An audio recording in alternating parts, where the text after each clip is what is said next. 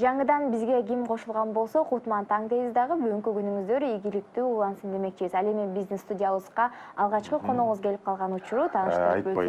Айтпай туралы, көпчүлүк элге баягы сыр болуп кызыктырып турсун. Биз жана башында атап өткөндөй эле, бүгүн биздин баягы мейман төрүбүзгө өлөрлүү, аркыл тармактагы адамдарды бүгүн биз мейманга чакырабыз дегенбиз. Бүгүн Кыргызстандагы эң таланттуу, мындайча айтканда азыркы Кыргызстанда жалгыз деп койсок да болот, андай адамдардан тааныштырып өтөлү. Бүгүн бизде мейманда Абидин Темиров. Ооба, Кыргыз Республикасынын эмгек сиңирген артисти, композитор Абидин Темиров. Саламатсызбы? Кутмандуу таңыңыз менен. Таң кыманыңыз кандай? Жакшы. Силерди көргөндө кантип?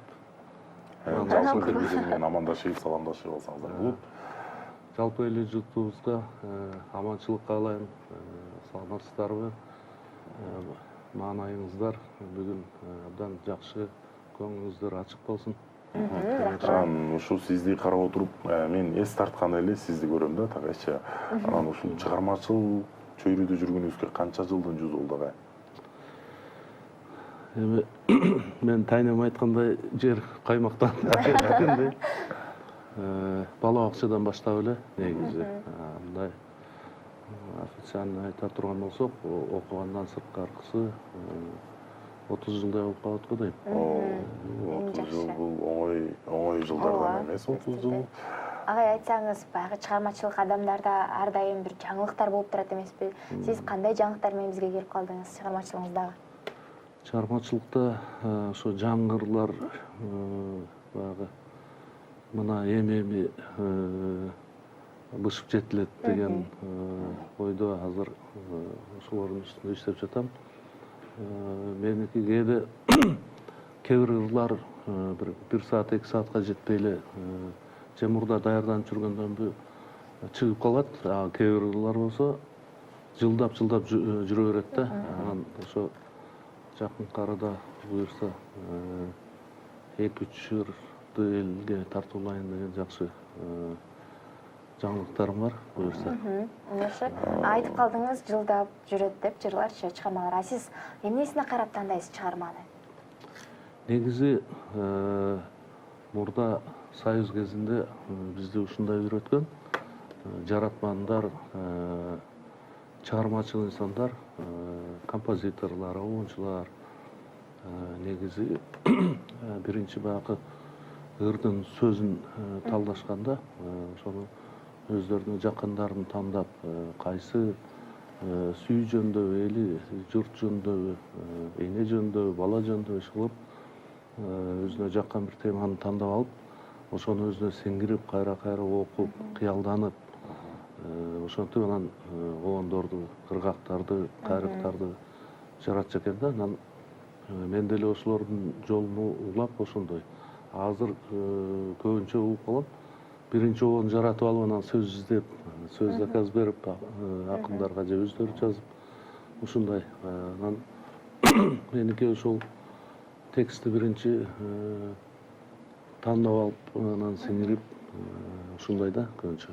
Абдан жакшы. Абдан жакшы. Анан азыркы учурда баягы азыркы муундун ырчылары менен мурунку муундун ырчыларынын ортосунда бир кандайдыр бир улуу муундагы биздин агайларыбыздын бир нааразычылык сөзүн көбүрөөк угабыз да, мисалы.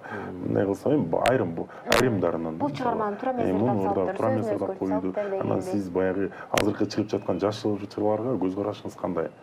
Мисалы, сөздү бузуп коюп атышат, обону туура эмес ырдап коюп атышат дегендей аябай нааразычылыктарын көп угабыз да, мисалы. Эми баягы орустар айтат го, идеального ничего не бывает. Андай баардыгы эле биз ойлогондой, каалагандай боло берсе анда элдин баары бактылуу болуп кетпейт. Турмуш өзү ошонусу менен кызык экен, бирде үйдө, бирде ылдый, ысык, суук, катуу, жумшак, жарык, караңгы дегендей. Эми кандай болгон чакта дагы жаштарга болгон көз карашым жакшы.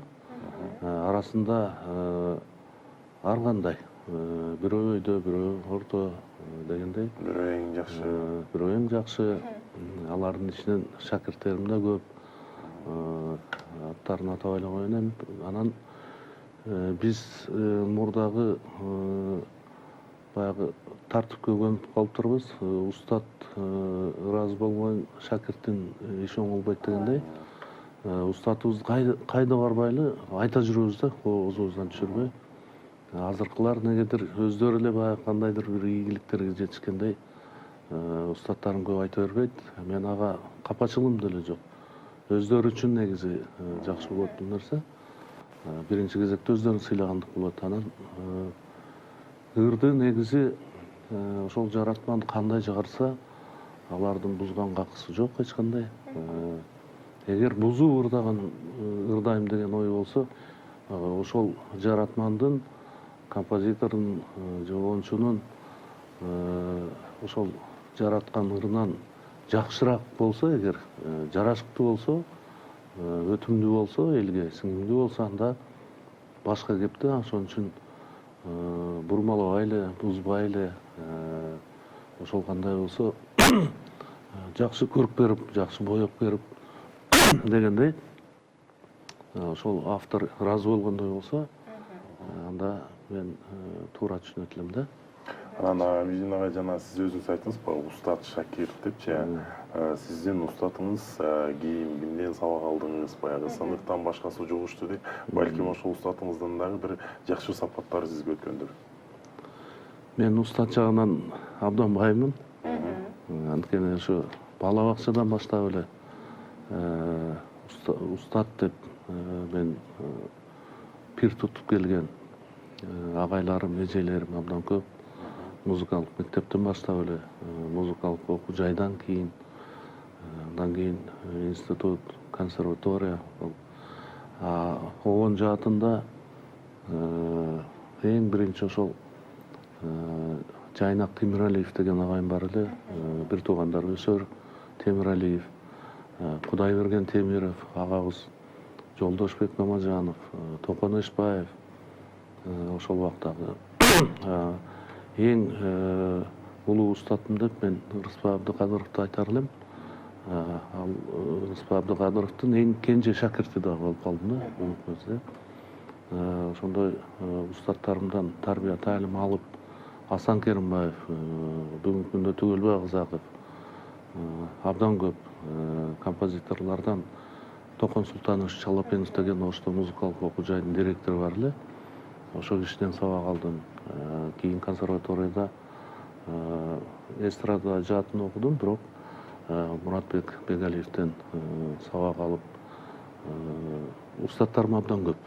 Акын жазуучулардан дагы устаттарым бар. Абдан залкар адамдардан баягы сабак алып устаттарыңыз залкар адамдар болуптур. Жана ушундай чыгармачылыкта баягы 30 жыл болуптур чамаш жолуңуз. Айтсаңыз, бул чыгармачылык деги эле музыка сиз үчүн эмне? Музыка менин жашоом, жан дүйнөм. Ошол музыка дүйнөсү аркылуу элдерге жакшылык тартуулуу, жакшы позитивдүү маанай тартуулуу өзүң ошол эмгегиң аркылуу. Эгер Кудай таала талант берсе, ошону багып, байытып, элге жеткирүү биздин негизги парзыбыз.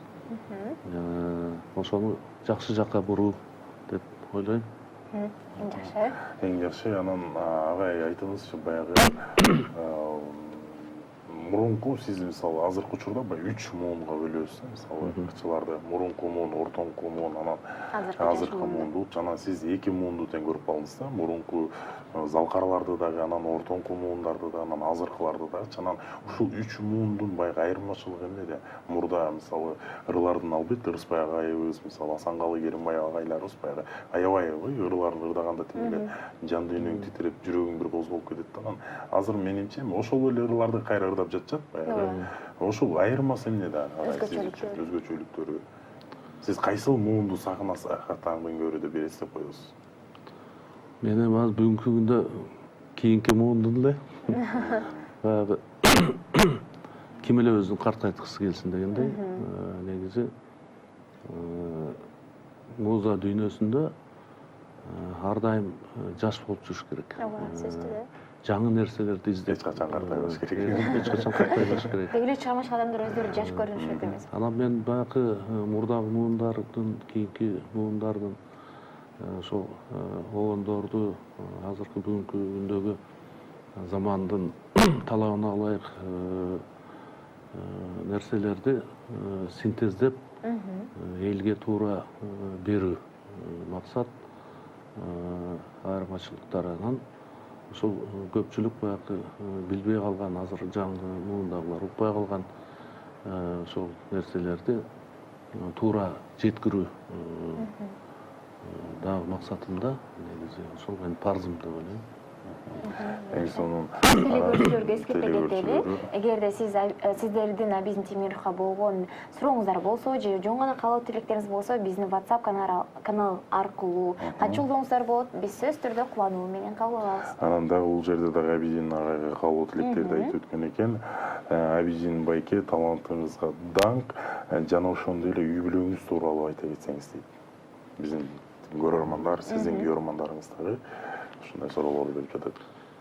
Эми чыгармачыл инсандар баягы мен үй бүлө жөнүндө аябай көп айттым да. Азыр эми чыгармачылык жөнүндө эле айта берейин. Бүгүнкү күндө негизи чыгармачыл инсан катары жалгызмын деп койсом болот.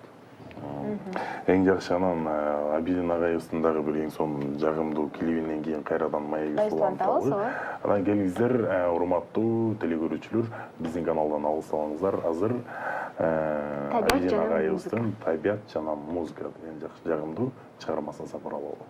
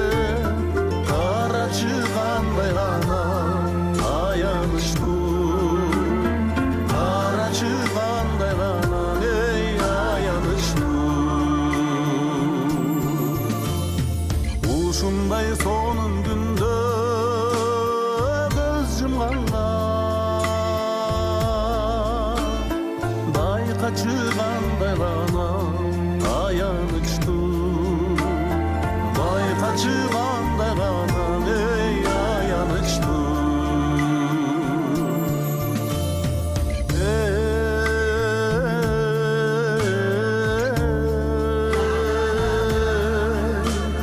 Aktın ayağımda kana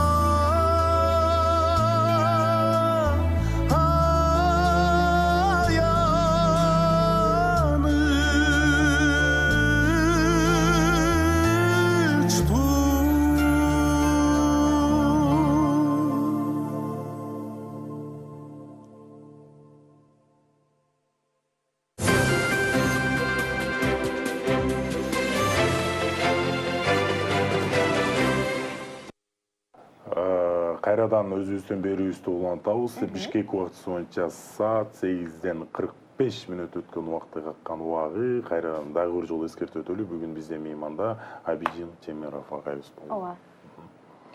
Агай, айтсаңыз, аккордеоңузду алып калдыңыз колго дегенде бизге абдан кызык болуп жатат да. Буну качан үйрөнгөнсүз жана ким түрткү болгон? Ушул аккордеоңуз жөнүндө кененирээк айтып Ким өтсөңүз. себепкер болгон дегенде. Баягы Кыргызстан боюнча биринчи аккордеончулардан болуп сиз эсептелесиз дегендей.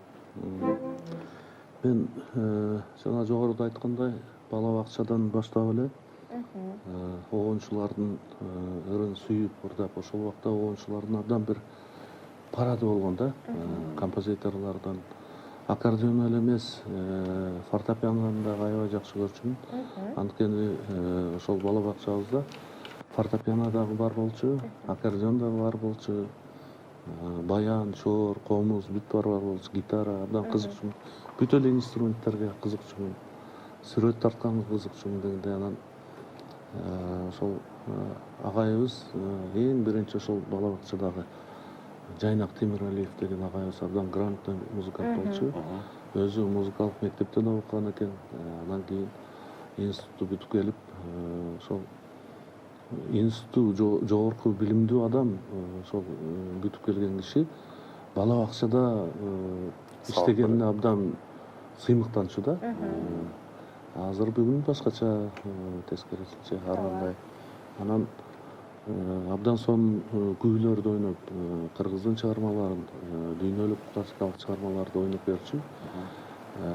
Ошол убактагы чоң СССРдин эл артисттери, Ковтун, Шаров деген чоң бир музыканттардын чыгармаларын, аткарган чыгармаларын так эле ошондой кылып ойночу да. Мени абдан кызыктырып, ошондон башталды. Кийинки оончулардын чыгарган ырлары көп кызыктырды да. Ошентип уланып кетти. Жакшы. Бул аккордеон ким аркылуу сизге өткөн? Бул аккордеон жөнүндө айта кетсем, бул 1959-жылкы аккордеон. Рыспай Абдыкадыровдун өзүнүн аккордеону. Анын аккордеондору көп болгон. Ошол аккордеондордун бирөө. Атайын ала келдим. Атайын бир таасири бар, бир касиеттүү аккордеон экен да. Мен үчүн ошондой. Анда дагы ушул аккордеоңуз менен бир чыгарма бизге чыгарып бериңиз, көрүүчүлөрдү абдан кутмаса керек. Бир чыгарманы кечке ойной берсең, баягы элди тажатып алышы мүмкүн. Ошон үчүн ар кайсы чыгармалардан үзүндүлөрдү, попури кылып ойноп берейин. Келиңиздер экранга жакыныраак отурабыз.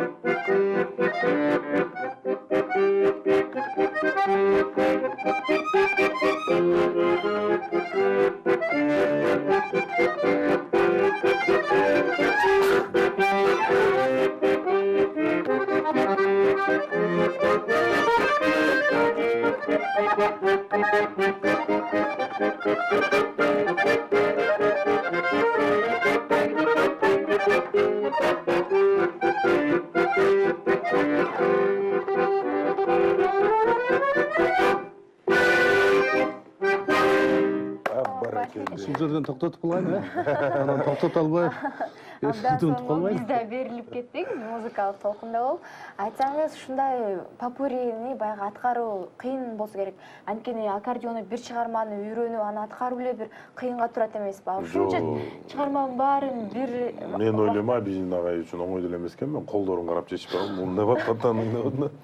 Эми ушунча жыл окугандан кийин кандайдыр бир элге отдача болуп, мындай бир жыйынтыгы жакшы болбосо анда уят го. ооба. Эми үйрөнгөнгө чейин албетте кыйын, татаал.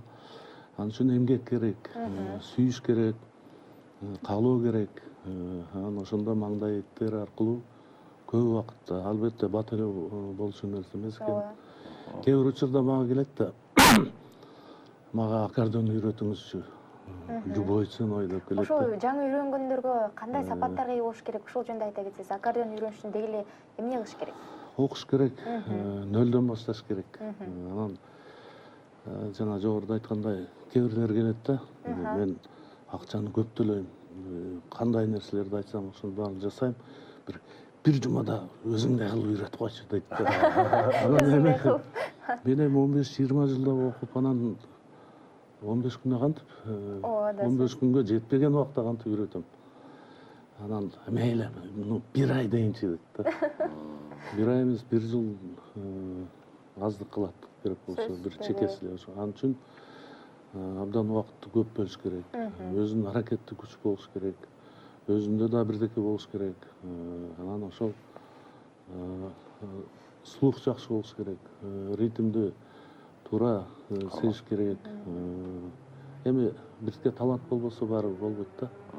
кааныйм. Баягы ушу өнөр адамдар айтып калышат го 10% талант 90% баягы эме депчи аракет депчи. Аракет кылса менимче Аракетке берекет деп. Аракетке берекет. Абидин Анан агай Абидин агай бул жерде дагы сизге каалоо тилектер бар экен. Абидин байке сизге чыгармачылык ийгиликтерди каалап, айылдаш карындашыңыз Ак Булактан салам айтабыз. Биз сизди дайым теледен чыкканыңызда ар дайым сыймыктанабыз. Ар дайым сыймыктанабыз. Рахмат чоң. биз дагы сизде биздин чыгармачылыкта агай бар экенине чын жүрөктөн биз дагы сыймыктанабыз дегенде. Бизге ушундай мейманга келгениңиз үчүн биз дагы аябай Убактыгын учкан сыймыктанабыз. сиз менен кечке отургуз келди, бирок убактыгын учкан экен. Чыгармачылыгыңызга мындан да албан ийгиликтерди каалайбыз. Ар дайым кыргыз элине сыймык болуп жүрө бериңиз. Чоң Анан рахмат сизге. сизге бир эркен микрофон, кыргыз элине кайрылып каалоо тилектериңиз болсо айтсаңыз болот. Эли журтума ар дайым жакшылык каалайм, аманчылык каалайм. Аманчылыктын өзү чоң бакыт, тынччылык болсун, ынтымак болсун, биримдик болсун, туура түшүнүк аркылуу, сый аркылуу бир берген чоң өмүрдү бактылуу болуп өткөргөнгө, жашаганга аракет кылыш керек. Бүгүнкү күндө шайлоо жүрүп жатат, ошол шайлообуздагы жакшы ойдогудай эли журтубуздун каалоосундай болсун. Баарыбызды Кудайым колдосун. Рахмат силерге. Сизге да рахмат. Ал эми урматтуу телекөрүүчүлөр, сиздер эгерде Абидин агайдын баягы талантына, чыгармачылыгына тойбой калдым десеңиздер, анда Абидин Темировдон жагымдуу музыкалык чыгарма. Андан кийин биз маегибизди улантабыз, көрсөтүүбүздү улантабыз.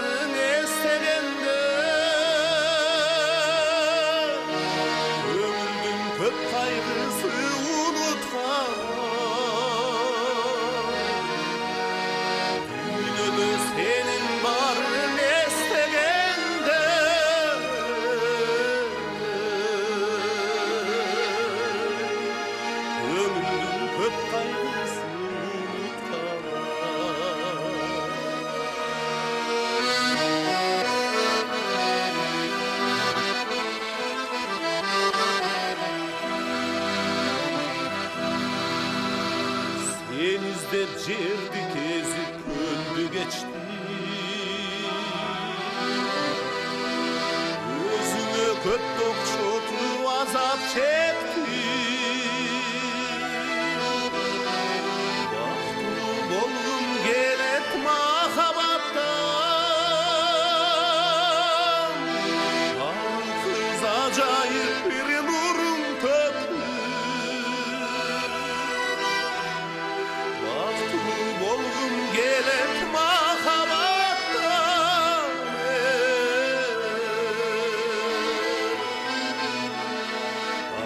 Kız acayip bir nurun töktü. Baktım bolgum gelet mahabattan.